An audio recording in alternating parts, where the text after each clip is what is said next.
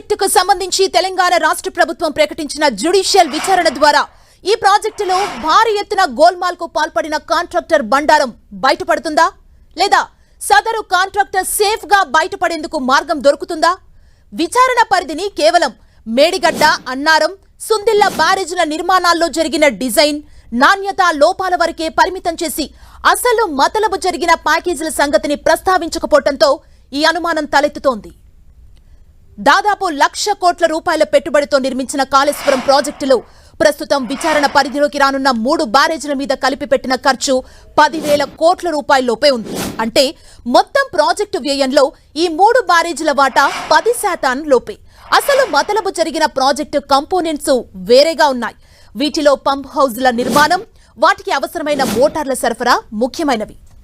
అత్యంత లాభదాయకమైన ఈ ప్యాకేజీలను పొందిన బడా కాంట్రాక్టు సంస్థే మొత్తం కాళేశ్వరం ప్రాజెక్టు డిజైన్లో ప్రాజెక్టు పనుల్ని వివిధ ప్యాకేజీలుగా విభజించడంలో పెద్దన్న పాత్ర పోషించింది. అత్యంత లాభదాయకమైన ప్యాకేజీలను ఈ బడా కాంట్రాక్టు సంస్థ చేపట్టి మిగిలిన ప్యాకేజీలను ఇతర కాంట్రాక్టులకు వదిలేసిందనే ఆరోపణలు ఉన్నాయి.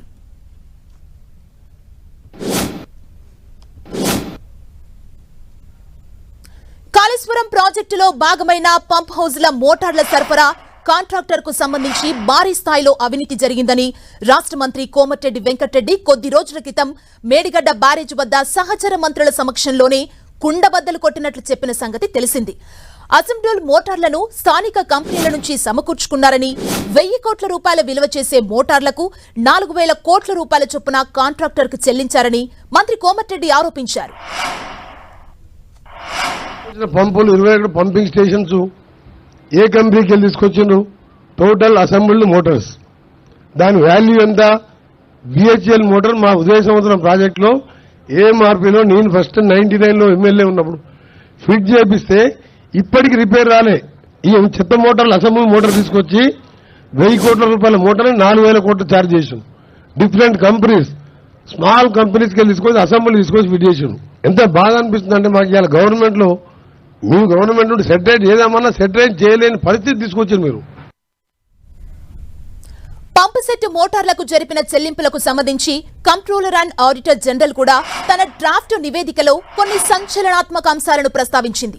4 ప్యాకేజీల్లో పంపు సెట్స్, మోటార్లకు సంబంధించి ప్రభుత్వ రంగ సంస్థ BHEL 1,686 కోట్ల రూపాయలుగా అంచనా వేసిన దానికి బదులుగా ప్రభుత్వం నుంచి 7,214 కోట్ల రూపాయలు పొందిన కాంట్రాక్టర్ ఏకంగా 5,188 కోట్ల రూపాయల అయాచిత ప్రజాధనం పొందారు. కేవలం 4 ప్యాకేజీలకు సంబంధించే ఈ స్థాయిలో ప్రయోజనం చేకూరిందంటే మొత్తం 17 ప్యాకేజీల్లో ఏ స్థాయిలో కాంట్రాక్టర్ కు ప్రయోజనం జరిగిందో ఊహించుకోవచ్చు.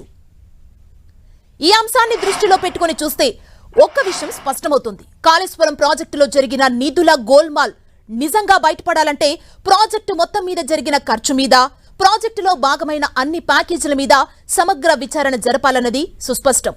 అప్పుడు మాత్రమే ఈ ప్రాజెక్టు మీద అవసరానికి మించి పెట్టిన ఖర్చు, ప్రాజెక్టు ద్వారా భారీ ఎత్తున నిధులు దండుకున్న కాంట్రాక్టర్ల బండారం బయటపడుతుందని ఇంజనీరింగ్ నిపుణులు చెబుతున్నారు. ఇలా కాకుండా కేవలం 3 బ్యారేజీల నిర్మాణ లోపాల వరకే విచారణ పరిమితమైతే మొత్తం విచారణ ప్రక్రియ కంటి తుడుపుగా చర్యగా మారి గోల్మాల్ చేసిన బడా కాంట్రాక్టర్ బయటపడిపోవటానికి మార్గం సుగమమవుతుందని ఇంజనీరింగ్ నిపుణులు అంటున్నారు.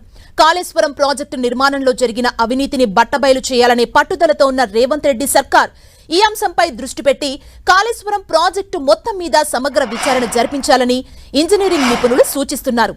లేని పక్షంలో విచారణ ప్రక్రియ బీటింగ్ అరౌండ్ ది బుష్ గా మారి అసలు మోసం మరుగున పడిపోతుందని వారు అనుమానం వ్యక్తం చేస్తున్నారు.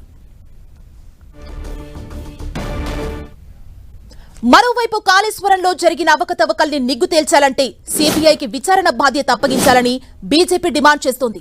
కేవలం బ్యారేజీల వరకే పరిమితం చేస్తూ జ్యుడిషియల్ విచారణ చేసే ప్రయత్నం జరుగుతుందని బీజేపీ ఆరోపిస్తుంది. అలా కాకుండా ప్రాజెక్టు మొత్తంలో ఎన్ని వేల కోట్ల అవినీతి జరిగిందో వెలికి తీయాలంటే సిబిఐ విచారణకు ప్రభుత్వం ముందుకు రావాలని బీజేపీ నేతలు డిమాండ్ చేస్తున్నారు.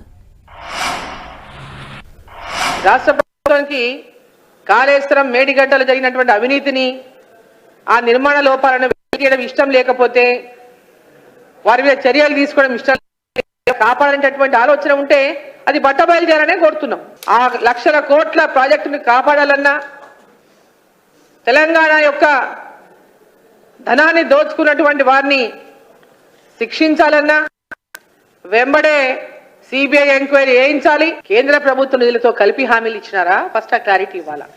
ఈ పథకాలకు అడుగుతున్నారా వాళ్ళు కేంద్ర ప్రభుత్వ నిధులు, లేదా డిఫరెంట్ డెవలప్మెంట్స్ కోసం అడుగుతున్నారా? కేంద్ర ప్రభుత్వం నిధులు దేనికోసం అడుగుతున్నారు? ఏ రకంగా చూసినా కాళేశ్వరం ప్రాజెక్టులో భారీ మొత్తం కృష్ణార్పణమైందని, వాటి నుంచే పలువురికి కమిషన్లు ముట్ట చెప్పారని ఇంజనీరింగ్ నిపుణులు చెబుతున్నారు.